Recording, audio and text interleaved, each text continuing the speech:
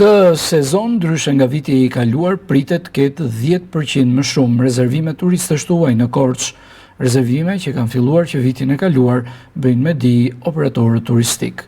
Cristiano Kocibelli, administratori i një hoteli në qytetin e Korçës, tha se për vitin 2025 rezervimet me turistë huaj kanë filluar këtë muaj dhe mbyllen në janarin e vitit tjetër.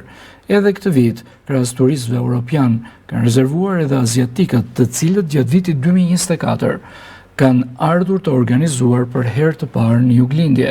Rezervimet për vitin 2025 kanë filluar që në vitin 2024, sepse kompanitë ose agjensitë e udhëtimeve rezervojnë në shumë më përpara, në varësi të grupeve që ata do kenë në dispozicion, por viti 2025 duket viti i mbar, me thënë drejtën, ka një marsh rritje diku në 5 deri në 10% krahasim me vitin e kaluar.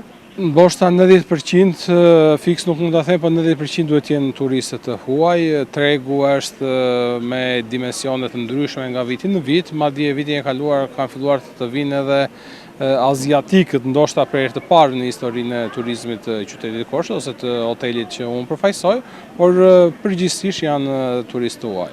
Eriketa Koçollari, menaxher i një hoteli në juglindje të vendit, tha se këtë vit inteligjenca artificiale i ka ndihmuar të kontrollojnë disponibilitetin në kohë reale dhe të koordinojnë rezervimet nga platforma të ndryshme pa gabime apo vonesa. Kjo teknologji ka sjellë një ndryshim të madh, duke optimizuar punën dhe duke ofruar një përvojë më të mirë me turistët e huaj. Inteligjenca artificiale në sektorin e turizmit është shumë e mirëpritur. Ne jemi aktualisht duke punuar me të, konkretisht me ChatGPT-n, për të parë se si ne mund të rezervojmë më lehtë, të mbajmë rezervimet më lehtë, të mos kemi overbooking dhe të mos kalojmë nga datat e rezervimit.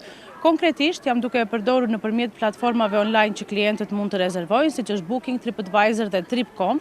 Duke integruar inteligjencën artificiale, ne kemi një sistem menaxhimi më të mirë. Një vit më parë, 85% e turistëve që kanë vizituar Korçën kanë qenë turistë të huaj. E gjitha kjo fal kontratave që operatorët turistik kanë me agjensi të huaja.